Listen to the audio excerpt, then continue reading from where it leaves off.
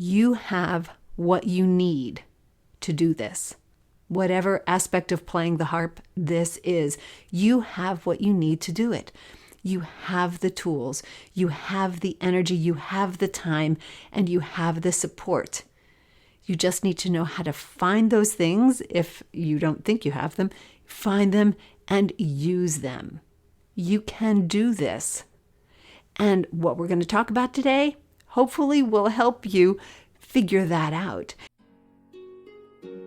Welcome to the Practicing Harp Happiness podcast. I'm Anne Sullivan, a harpist on a mission to empower every harpist to experience more harp happiness.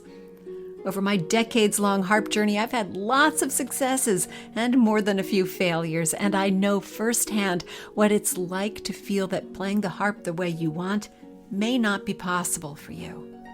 Now I play and teach all over the world, and I know what most harpists are never taught: the secrets to gaining the skills and confidence you need to play the harp with beauty, freedom, and joy. That's what the Practicing Harp Happiness podcast is all about, showing you simple steps to help you play the music you want the way you want.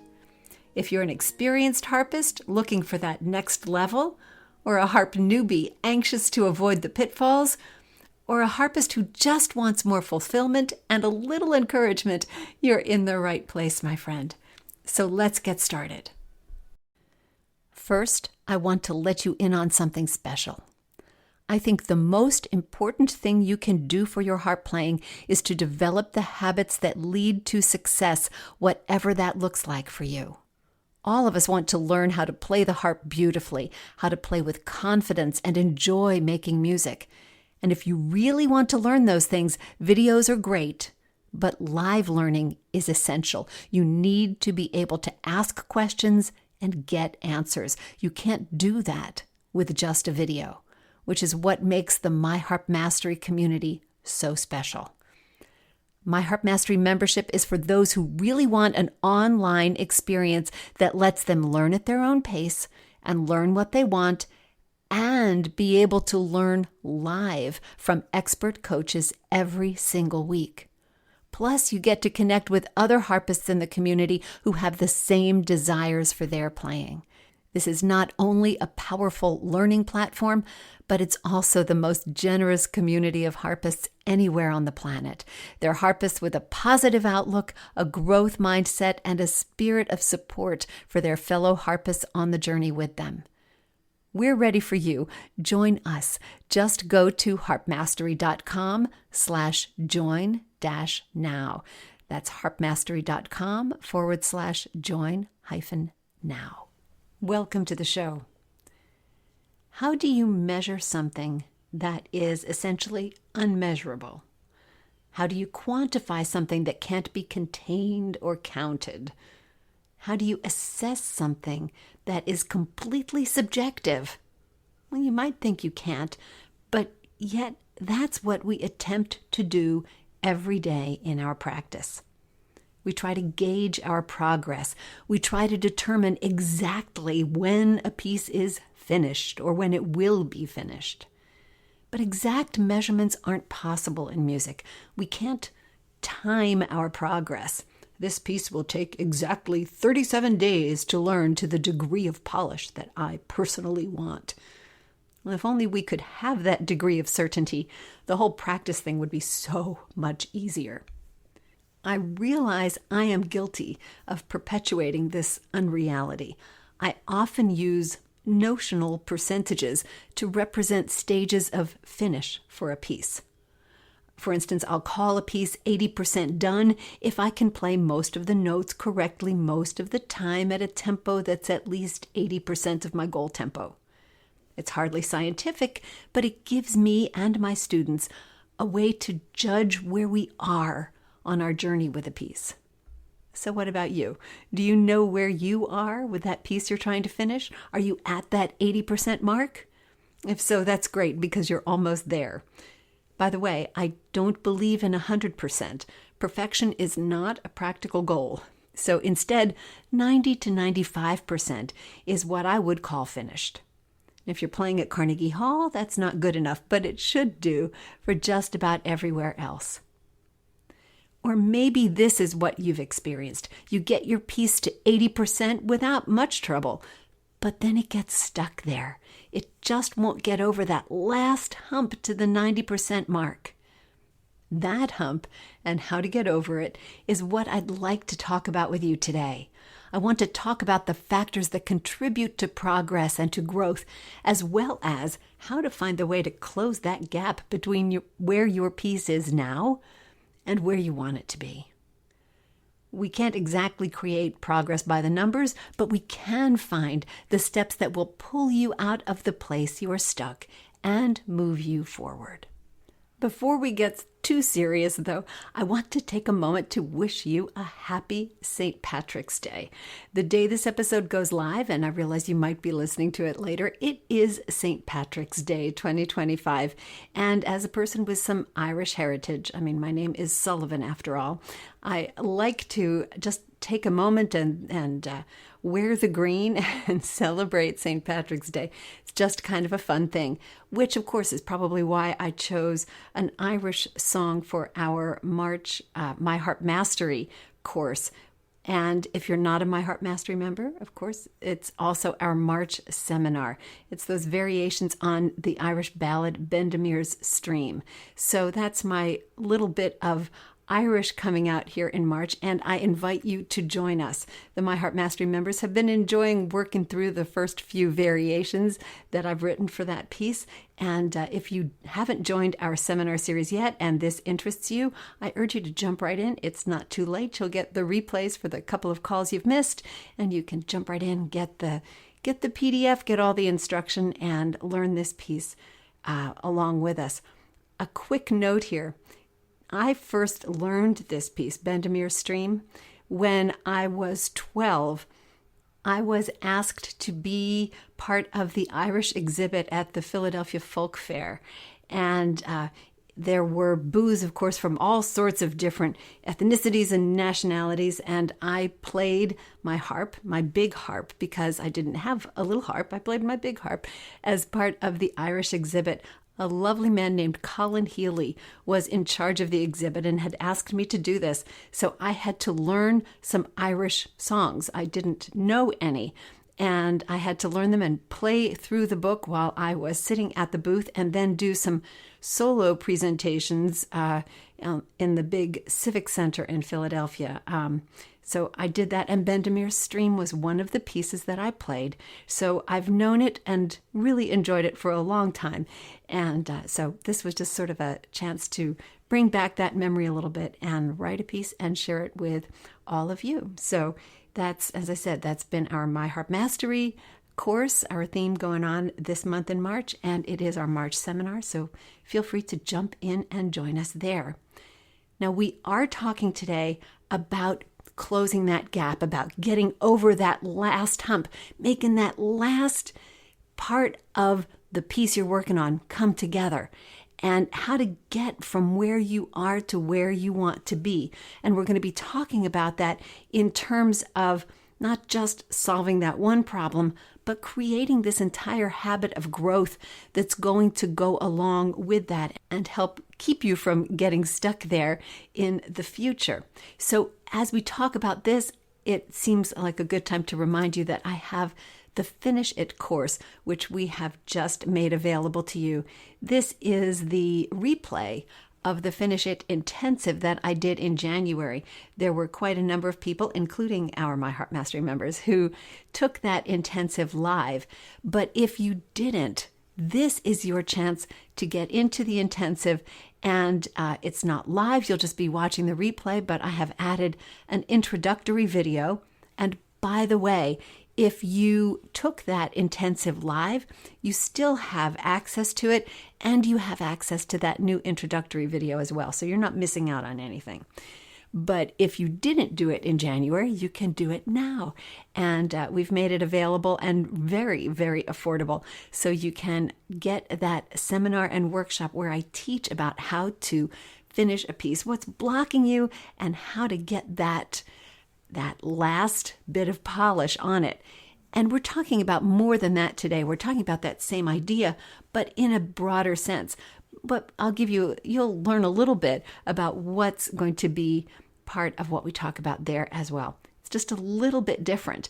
This is actually teaching that I did at a recent retreat where I taught an entire workshop on how to break through and grow. And we're going to be looking just at a portion of that today. Of course, at the retreat, it was a lot of fun because I got to teach this material in person with the retreaters. And that is so powerful. And of course, we can make it much more personal and individual there.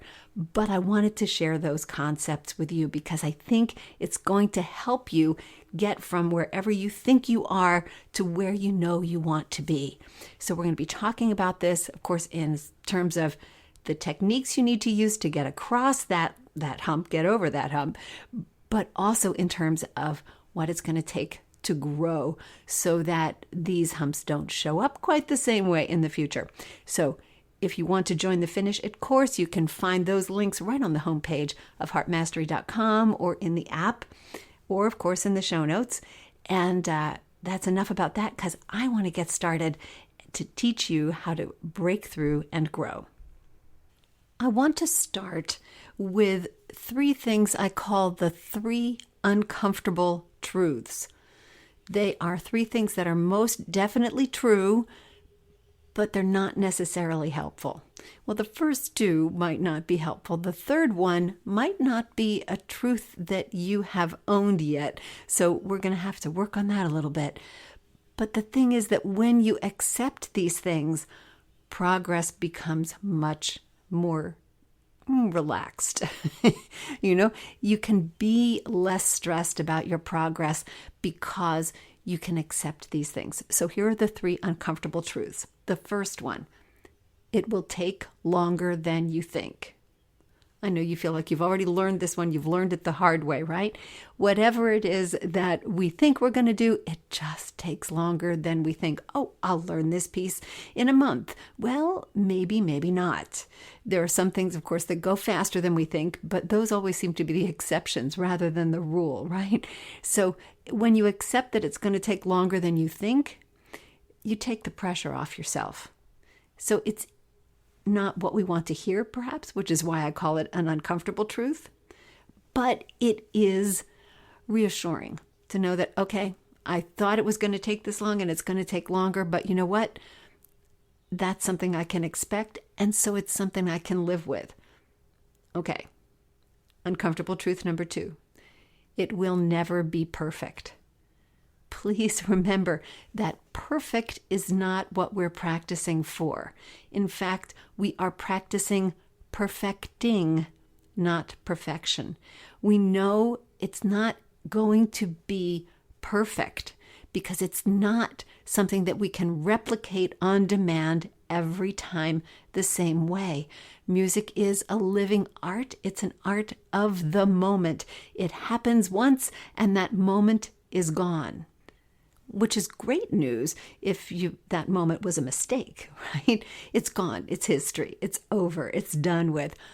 But the thing is that we do want to get our music as close as we can to what we want it to be. So we're practicing perfecting certain things without expecting perfection.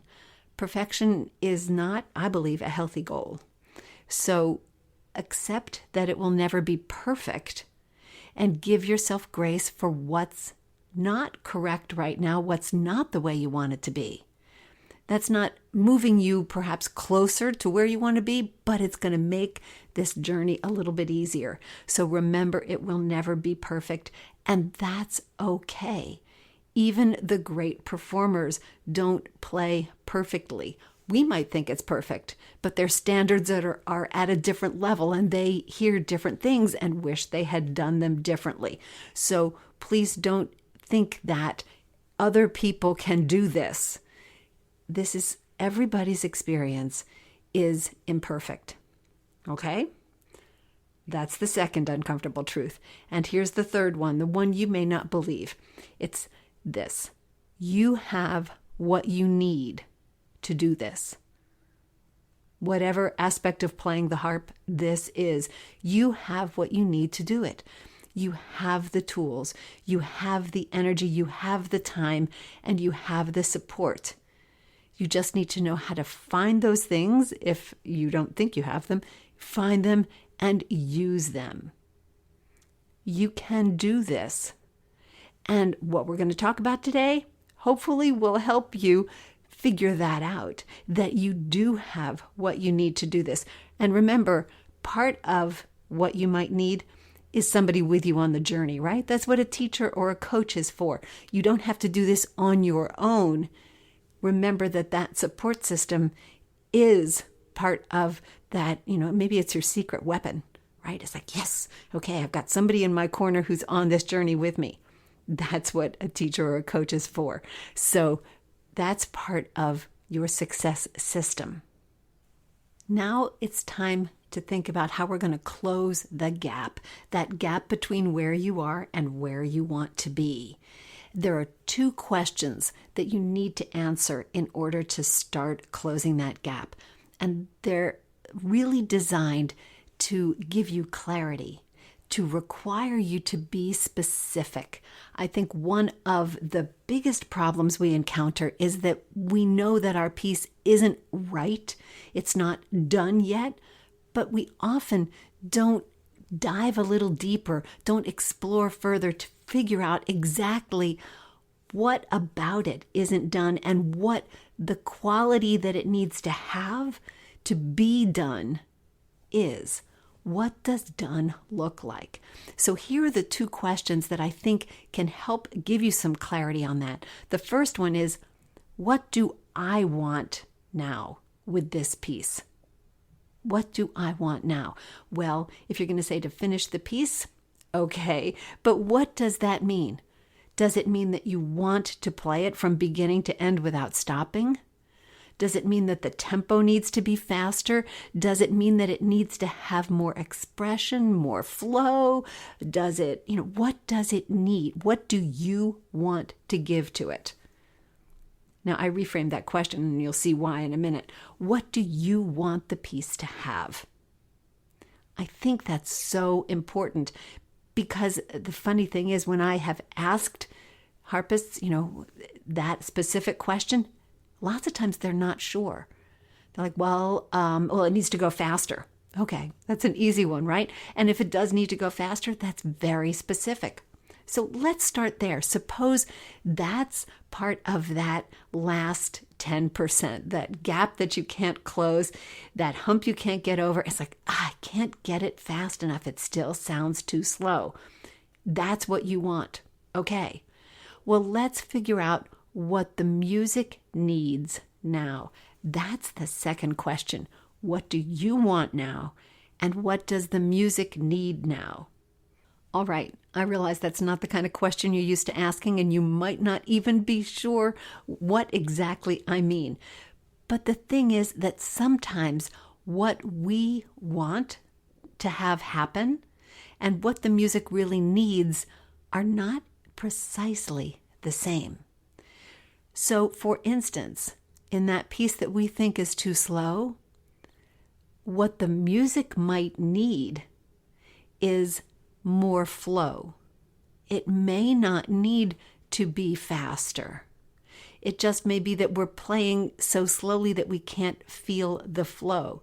There is a distinction here. Because often for us, tempo is a number. It's that, number on the metronome. This is what the tempo should be. And here I'll just throw in one of those things I like to say often. That number that's at the top of the page, if there's a metronome number and it says quarter note equals 100, that most often is a suggestion, not an absolute must do. There are a couple different sorts of situations where you might need to absolutely meet that number. And I'm thinking in terms mostly of an ensemble performance of some sort where the rest of the group is going to be preparing the piece at that number, so you better meet it. But when it comes to a solo, those numbers are almost always open to interpretation. And that's the key word right now, interpretation. When you see that number and you're working at meeting the number, that's all that number is. But what does that number stand for? It stands for a particular pacing of the piece. Yes, a speed at which it needs to happen, but really it's the feel that the piece needs to have. It's the kind of flow. So that quarter note equals 100 might not need to be 100 if the piece still flows appropriately. And this is where you have other considerations, other factors that you can think about. For instance, how slow is too slow for me to hear the progression of the melody? Or how fast is so fast that I can't hear the melody? Another end to look from, right? Another viewpoint. Or what does the title of the piece, assuming that there is a title that has a meaning, what does the title of the piece mean? And does my tempo reflect that, even if it doesn't match the number? So this is where the difference between those two questions can be really clarifying and helpful. Because if what you want is to get the piece up to tempo, but the music doesn't really need you to be at that number, it just needs more flow, then that's where you want to direct your efforts. And that's a different practice process, isn't it? It becomes less about speeding something up and maybe working on the tempo pyramid, and more about finding the feel of the music. Obviously, there might be some tempo pyramiding involved there too, but the goal is different. The goal isn't the number. The goal is the music itself and the way it speaks. And that's not only easier to achieve, but it's more enjoyable to achieve because you're working on music and you're not just working on matching this semi-arbitrary number. So do you see the difference between those two questions? What do you want? You want to get it this way. And what does the music need? Is that exactly what it needs, or does it need something else? Let's look at a couple more examples. Say you're playing a piece with a lot of arpeggios. Maybe what you want right now to get that piece finished is you need your arpeggios to be even. And so you're working at making those arpeggios even, and that's what's keeping you from finishing that last 10%, from closing that gap. So you're doing your drills, you're doing wood shedding, all this kind of stuff. You're doing related exercises, trying to make those arpeggios even. And after a while, it gets frustrating because the piece doesn't seem to be improving with this. Well, that's where your second question comes into play. What does the music need now? It may not need your arpeggios to be even. Now, it may. Depends on the piece, depends on the arpeggios, all kinds of things. But maybe what the music needs is actually its flow. Maybe in the context of the piece, at the right tempo, when you add some dynamics or you add some shaping, that unevenness may be less of an issue than you think. Considering it from the musical angle may lessen the issue with the technical part of it. Your arpeggios are still going to need to be even. I mean, that's something you're going to want to work at, but maybe you don't have to work at those so hard in order to finish the piece. Maybe you can finish the piece without that. Maybe just some strategic rubato in a couple of places that serve the music well will help those arpeggios sound more even, help you to play them more evenly.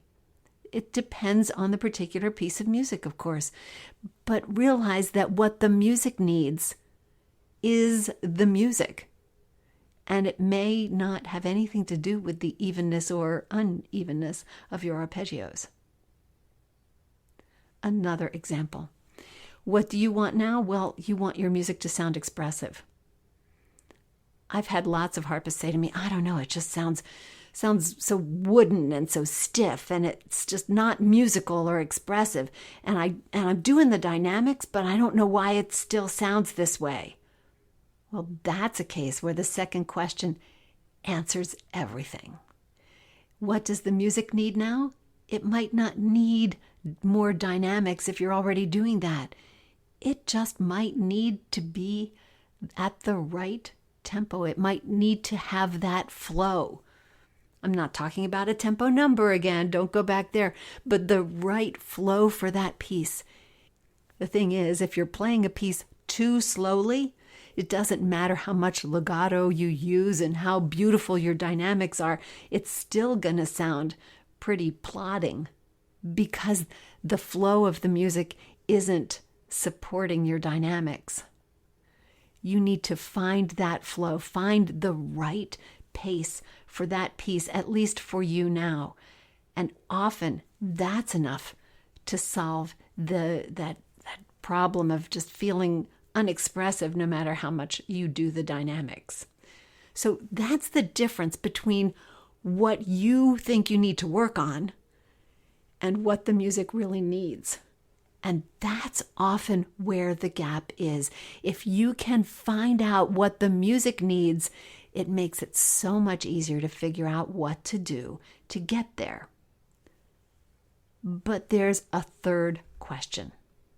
If those first two questions were about closing the gap, this third question is about growth. It's the what will I need later question. Right? Those closing the gap questions, what do I want now? And what does the music need now? Well, the growth question is what will I need later so that this doesn't happen again, so that I don't get stuck at this same place. For instance, to go back to that example I mentioned earlier with those arpeggios not being even, well, those arpeggios might be something that you need to do more drill on over time. We don't want to have those arpeggios make you stuck in that piece right now, but to think about how you can fix those over time is a good thing. That's a good later question. What do I need? Generally, the what will you need later answers come in terms of a few different categories. Maybe you need a new practice process. For instance, I know a lot of people like to start learning a piece hands separately, and then once they're good with the hands separately all the way through, they start working at hands together. That can be a very slow process. And if you find that you're getting bored with a piece before you get it finished, and you find it's taking too long to finish, well, maybe a different practice process that brings some of that hands together work in at the beginning of the process might help speed things along. Now, that's just one example, and there are lots of them. But perhaps considering how you work on a piece might be something to think about, because we can grow our practice skills just like we grow any other skill. And of course, then there are all those technical skills like the arpeggios we were talking about, or the scales, or playing fast. Oh yeah, you can practice playing fast. Remember, don't just do your scales and arpeggios at the same tempo every day. Be sure you are pyramiding those as well, so that some days you're playing them slowly and checking your mechanics. Other days you're playing them at a nice kind of medium speed, and some days you're really pushing that speed barrier for yourself, so you're practicing playing fast. Or there are other kinds of skills to improve as well, things like note reading or memorization, if that's part of what you think would help you. Or maybe even learning a little bit about chord theory, right? A little bit about harmony. Maybe that's something that you know is a skill that you could develop that would help you not get stuck where you were this time. Sometimes the thing you really need to help you grow is just a little bit more practice time. I know, it can be hard to find in a busy day, but maybe that's what you need. Or don't overlook the obvious. Go to your teacher.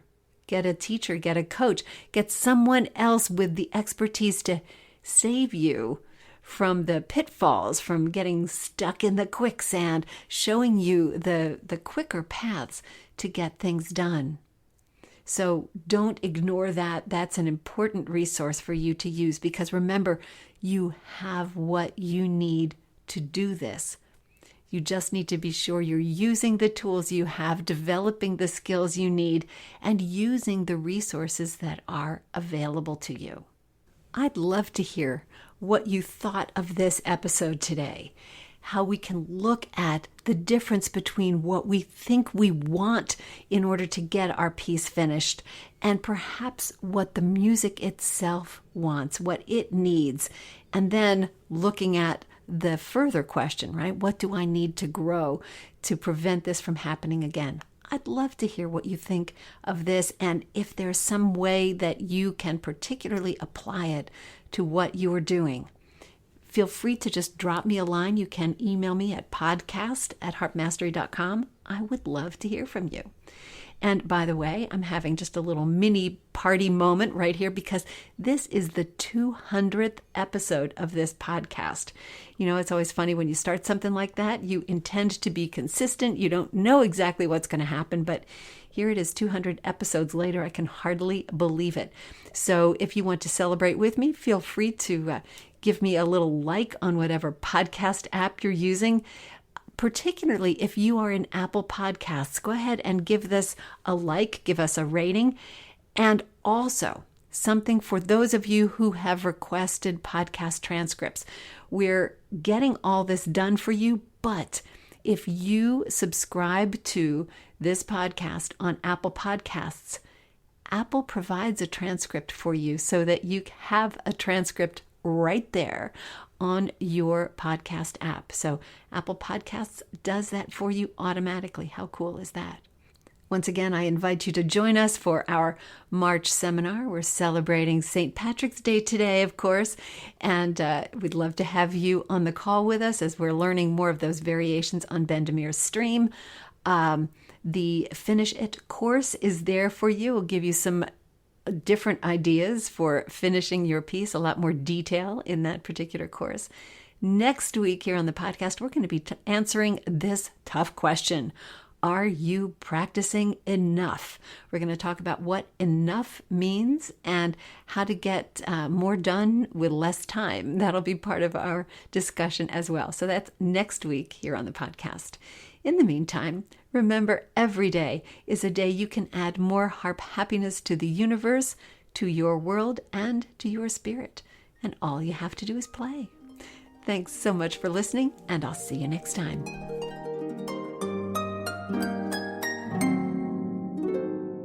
Thanks for tuning into another episode of the Practicing Harp Happiness podcast. I release a new episode every Monday morning so you can hit your practice week running. Until then, remember to practice your harp happiness every day. See you next time.